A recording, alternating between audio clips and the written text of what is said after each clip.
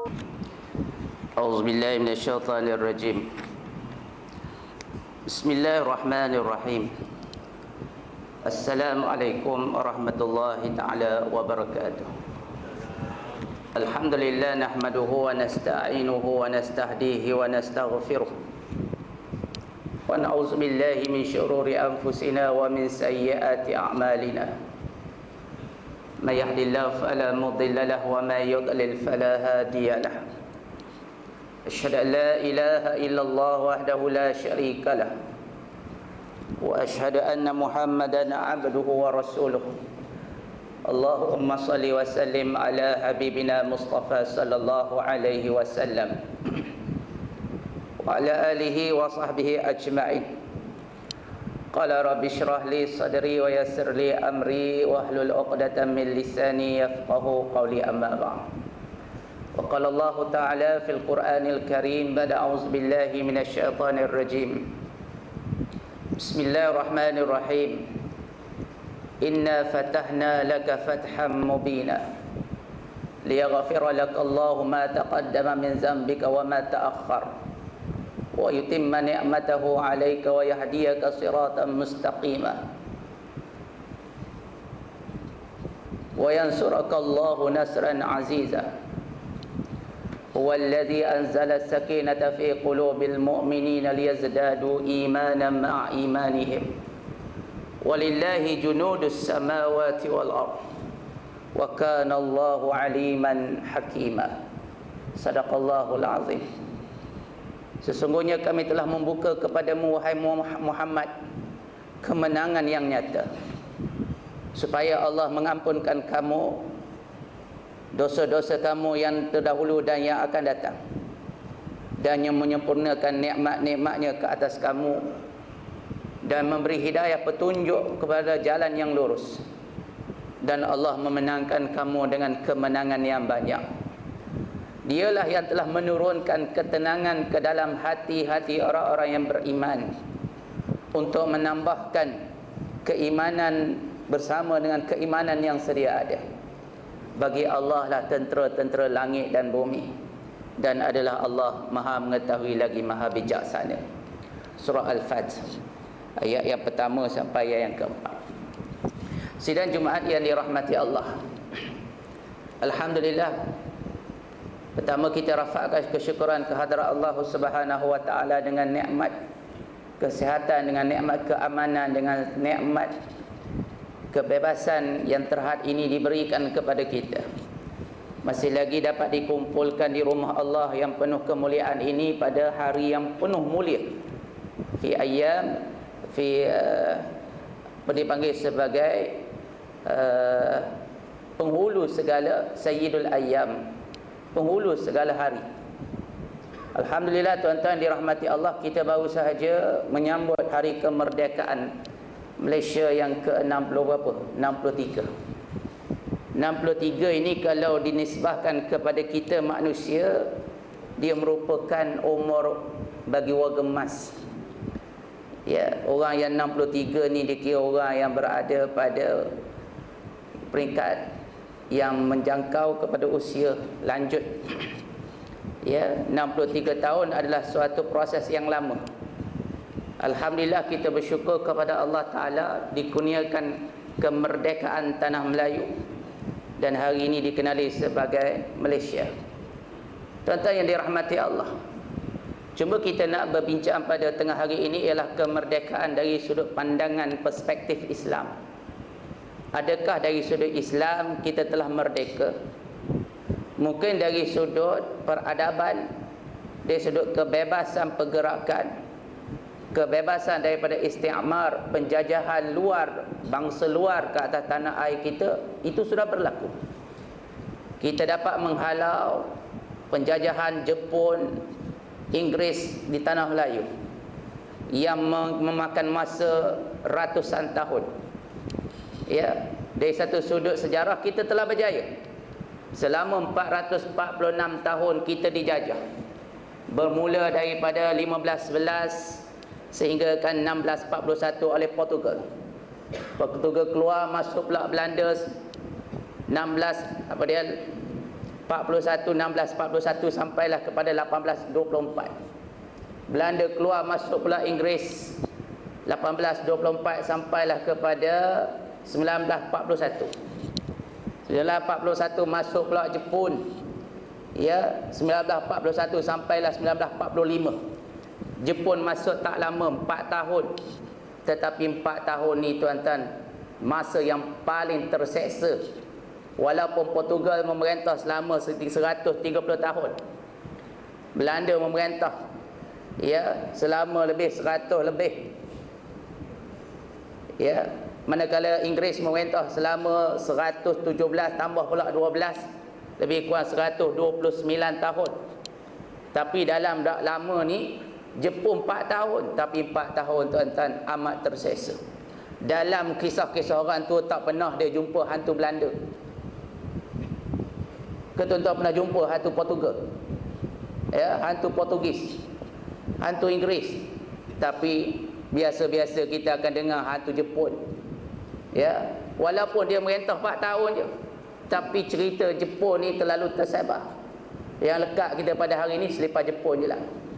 Jadi tuan-tuan yang dirahmati Allah, 446 tahun bukan masa yang singkat. Adakah pada masa itu nenek moyang kita, orang-orang tua kita membiarkan saja penjajahan mengauk segala keuntungan hasil masuk yang ada di tanah Melayu, sehingga kan ada di kalangan umat Melayu ketika itu yang berubah agamanya kepada Serani dan sebagainya? Tidak, tuan-tuan.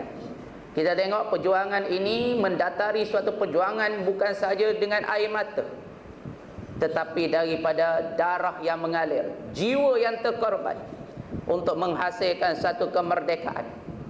Di sana kita lihat yang lebih jitu kemerdekaan dari sudut Islam yang bagaimanakah yang perlu kita fahami.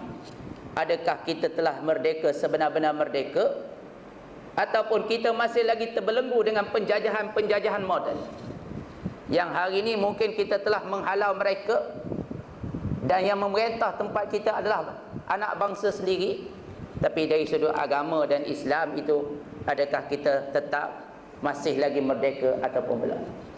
Daripada ayat surah Al-Fat tadi disebut Allah memberi kemenangan yang banyak kepada baginda Nabi sallallahu alaihi wasallam. Dalam ayat-ayat Al-Quran, Allah kaitkan kemenangan, Allah kaitkan negara yang baik dengan keampunan Tuhan. Cuba kita selidiki beberapa ayat-ayat. Bila Allah nak bagi kemenangan kepada satu bangsa, Allah selamatkan bangsa itu daripada kemaksiatan, kealpaan, kederhakaan. Maka apabila mereka ni selamat daripada kefahsyatan, kerosakan, kefasadan di sebuah negara, maka dia akan menjadi negara yang makmur, negara yang hidup dalam keadaan yang aman saksama. Ya, tadi Allah Ta'ala sebut Allah bagi kepada Nabi Muhammad kemenangan, dan Allah kaitkan liyaghfira lakallahu ma taqaddama min zambih wa ma ta'akhkhar. Allah ampunkan dosa-dosa kamu yang dahulu dan yang lampau. Wa yutimma ni'matahu, dan Allah sempurnakan kepadanya nikmat-nikmat. Jadi negara dikaitkan dengan Islam adalah negara yang di dalamnya mengandungi keampunan Allah Subhanahu wa taala. Daripada situ pun kita dah faham merdekakah tidak agama ataupun negara kita selama ini. Adakah kita mencapai kemerdekaan di bawah keampunan Tuhan? Dalam ayat yang lain yang kita pernah dengar, Allah Ta'ala berfirman, baldatun tayyibatun wa ghafur wa rabbun ghafur. Negeri yang baik, Tuhan yang pengampun. Allah bagi negeri yang baik, aman sentosa, kaya raya, tetapi dikaitkan dengan Tuhan yang Maha Pengampun. Bermakna mereka yang berada di dalam negeri itu mendapat keampunan Allah. Sudah pasti mereka yang mendapat keampunan Allah tidak ada syirik, tidak ada dosa, tidak ada kederhakaan, tidak ada fahsyak, kemungkaran, maksiat di dalamnya. Allah berikan pada mereka negeri yang baik. Dalam ayat yang lain Allah Ta'ala terangkan ketika mana Allah buka kota Mekah kepada baginda Nabi. Di saat itulah turunnya ayat ini, inna fatahna laka fatahan mubina. Allah bagi keampunan dan Allah bagi nikmat, antaranya nikmat kemenangan. Turun juga ayat surah An-Nasr, idza jaa nasrullahi wal fath wa ra'aitan nasa yadkhuluna fi dinillahi afwaja apabila telah datang kepadamu wahai Muhammad kemenangan, idza jaa nasrullahi wal fath, dan pembukaan, wa ra'aitan nasa yadkhuluna fi dinillahi afwaja, kamu akan lihat manusia berduyun-duyun masuk ke dalam agama. Fasabbih bihamdi rabbika wastaghfir, Allah perintahkan pada Nabi sentiasa bertasbih dengan memuji Tuhan kamu, wastaghfir, dan mohon keampunan. Apabila kamu diampuni Allah, Allah cucurkan rahmat dan nikmat, antaranya keberlangsungan, kemenangan, dan juga agama itu dapat ditegakkan. Inilah yang dinamakan kemerdekaan yang sebenar, apabila tertegaknya kemerdekaan akidah, kemerdekaan dalam sudut ibadah kepada Allah Subhanahu wa taala. Dalam ayat yang lain, doa daripada Nabi Sulaiman. Nabi Sulaiman menyebut, qala rabbighfirli wa habli mulkan la yabghi li ahadin min ba'di innaka antal wahhab. Wahai Tuhanku, ampunilah dosaku dan kurniakanlah kepadaku satu kerajaan yang tidak kamu berikan selepasnya, selepas aku ini, kerajaan yang seumpama ini, dan sesungguhnya engkau maha pemberi. Allah bagi kepada Nabi Sulaiman kerajaan yang besar, yang sesudah daripadanya tidak ada lagi kerajaan yang sebesarnya dan sehebatnya, yang boleh memerintah daratan, lautan, dan udara.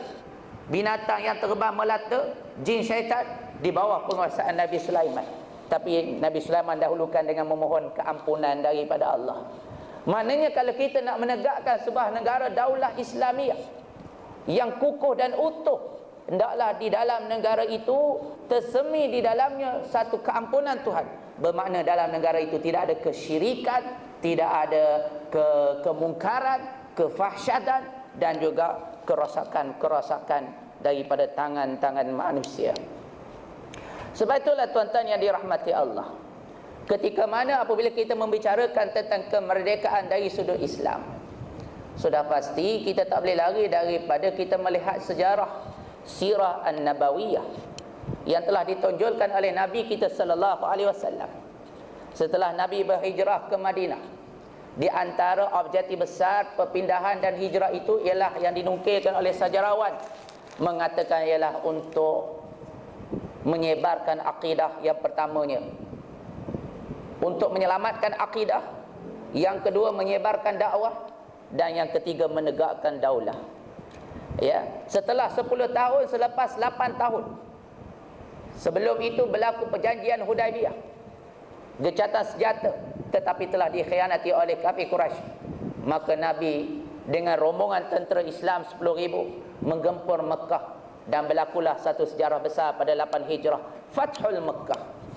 Nabi memerdekakan Mekah, sedangkan Mekah dari ikut sejarahnya adalah tanah air yang dibuka oleh datuk nenek Nabi sendiri, Nabi Ibrahim alaihissalam, Nabi Ismail, dan Siti Hajar.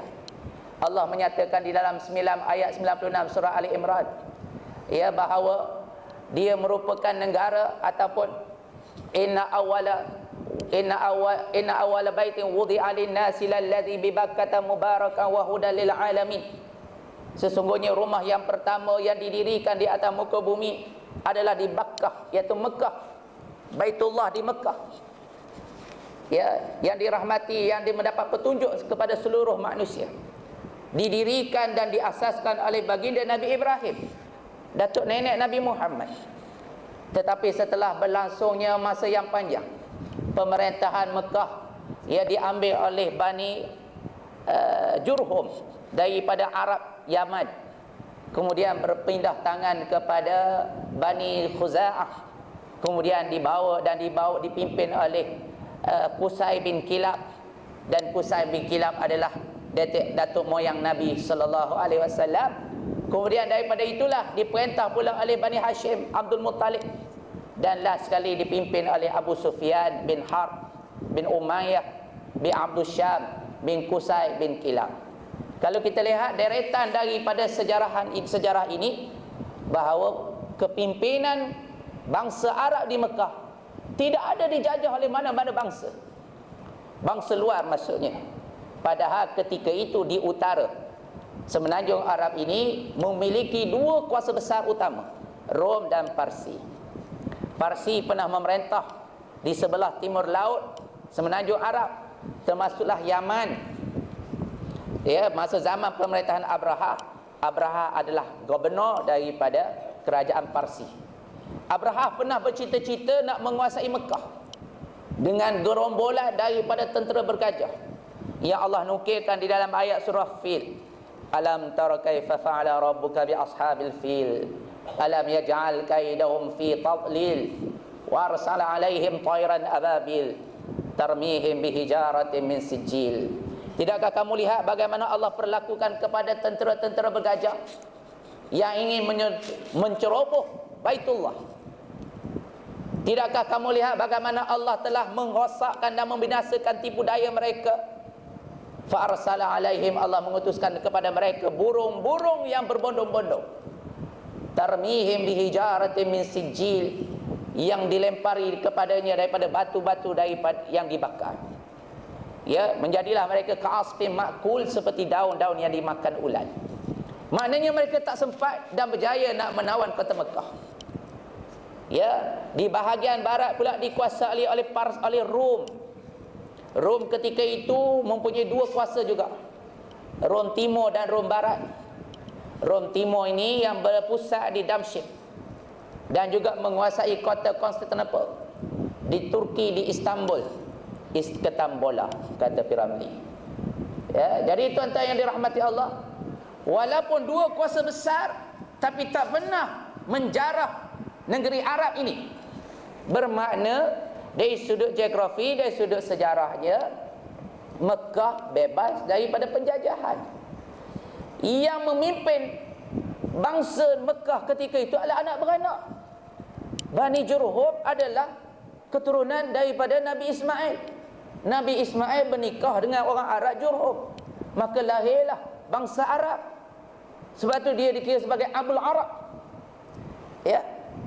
Jadi kemudian Bani Khuza'ah, Hushai bin Kilab ni pula datuk nenek Nabi. Muhammad bin Abdullah bin Muttalib, Abdul Muttalib bin Abdul Manaf, Abdul Manaf bin Kushai bin Kilab. Ya. Kilab bin Ka'ab bin Luay bin Ghalib bin Fihrin bin Malik bin Nadar bin Mudrikah, Ilyas dan ila akhir. Sampailah kepada 18 keturunan, sampai pada Adnan, keturunan yang ke-30 Nabi Ismail, 31 Nabi Ibrahim. Maknanya adalah keturunan Arab. Ketika mana Nabi memerintah Madinah, ketika itu Abu Sufyan memerintah Mekah. Abu Sufyan dengan Nabi Muhammad siapa pula? Ya, Abu Sufyan adalah dikira sebagai saudara mara Nabi, cuma daripada Bani Harb. Nabi ni daripada Bani Hashim. Betul tak? Abu Sufyan bin Harb bin Umayyah bin Abdul Syab bin Qusay bin Kilab, ya, bin Ka'ab bin Luay bin Fihrin ila akhir. Sama je. Dan Abu Sufyan ni juga dikira sebagai bapa mertua Nabi. Nabi pernah menikah dengan Ummul Habibah. Bermakna Raja Mekah ketika itu bapa mertua Nabi. Tetapi kenapakah Nabi kembali untuk menawan kota Mekah di dalam sejarah Fathul Mekah? Ini menunjukkan bahawa Nabi nak memerdekakan Mekah bukan kerana dijarah dan dijajah oleh bangsa asing, tetapi Nabi nak membebaskannya daripada nilai-nilai kezaliman yang ada ketika itu. Kezaliman dari sudut akidah, kezaliman dari sudut syariat, kezaliman dari sudut politik, ekonomi dan sosial. Dan ketika mana Nabi sampai ke Mekah, Nabi perintahkan pada Sayyidina Ali untuk menghancurkan seluruh berhala-berhala yang asalnya dibawa masuk pada zaman Bani Khuza'ah, ya, oleh Amru, ya, bin Luay. Dialah orang pertama pergi ke Yaman bawa seekor. Mari orang lain ikut bawa seekor lagi. Lah tinggal 360 berhala yang berada di Mekah ketika itu. Dan kemudian Nabi merintahkan pada Sayyidina Bilal bin Rabah untuk naik di atas bumbung Mekah, Kaabah, untuk melaungkan slogan ataupun melaungkan kemerdekaan dari sudut Islam tadi. Ya, melaungkan azan untuk menandakan tanda kebebasan dan sebagai satu slogan kemerdekaan. Ya, maka Bilal bin Rabah pun naik dan azan. Dan kalau kita tengok kalimah-kalimah azan itu antaranya mengagungkan Allah, mentauhidkan Allah, berisalahkan kepada Nabi Muhammad, ya, kembali kepada la ilaha illallah dan solat sebagai tunjangnya. Dalam ramai-ramai para sahabat Nabi, ada yang berketurunan daripada said-said keturunan baginda Nabi, ada daripada kabilah-kabilah yang mulia-mulia, daripada bangsa yang baik-baik, tetapi Nabi tak pilih di kalangan bangsa Arab. Nabi pilih Bilal bin Rabah yang datang daripada Habsyah, Ethiopia, yang berkulit hitam, yang berwarna gelap, berkerinting rambut, berbibir tebal.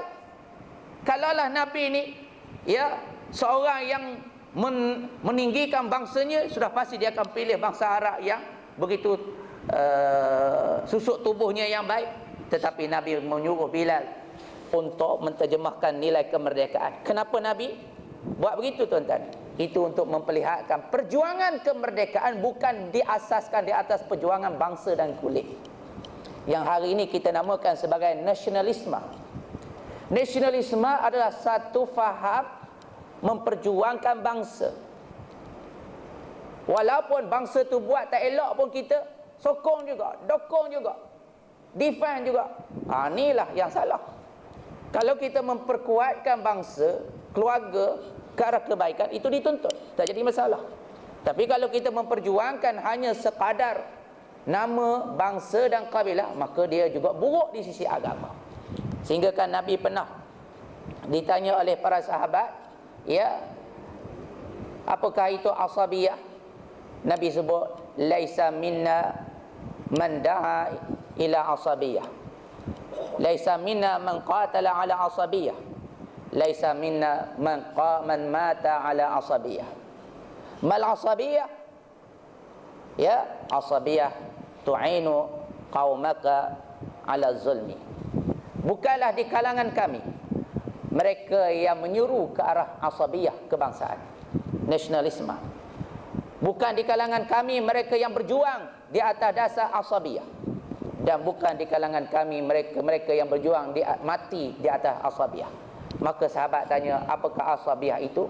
Ialah kamu menolong kaum kamu di atas kezaliman.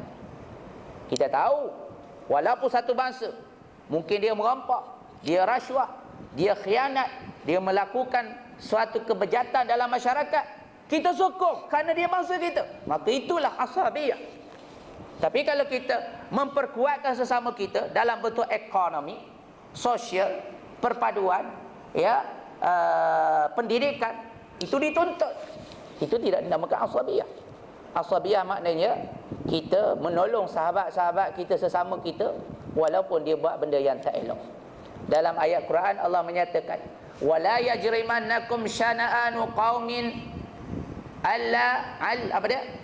Wala yajrimannakum syana'anu qaumin apa dia? Allahumma salli alaihi. Janganlah kebencian kamu mendorong kamu untuk tidak bersikap adil.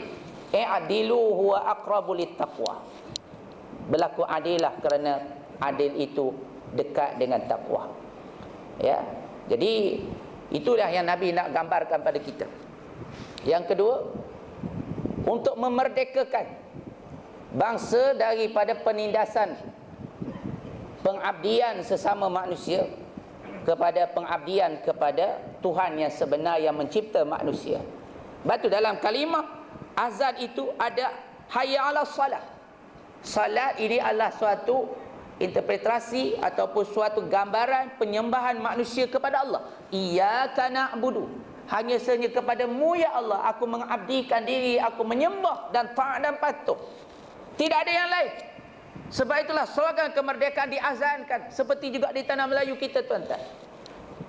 Ya, kita tengok sejarah kemerdekaan 31 Ogos 1957 yang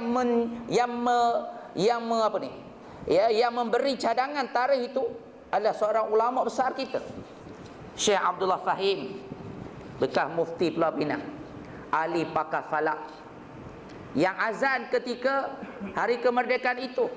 Tan Sri Hasan Al-Azhari Ketika itu umur dia baru 29 tahun. Yang membaca doa ialah Syekh Ahmad Muhammad Sa'id Al-Linggi, bekas mufti Negeri Sembilan. Maknanya ada combine daripada para alim ulama kita. Diazankan juga supaya menjadi dasar dan tunjangan kepada kemerdekaan tanah Melayu ini berdasarkan kepada apa yang ada di dalam azan itu, iaitu mentauhidkan Allah, meletakkan Allah dan Rasul, dan juga melaksanakan tuntutan penghambirian kepada Allah, iaitu sembahyang dijaga.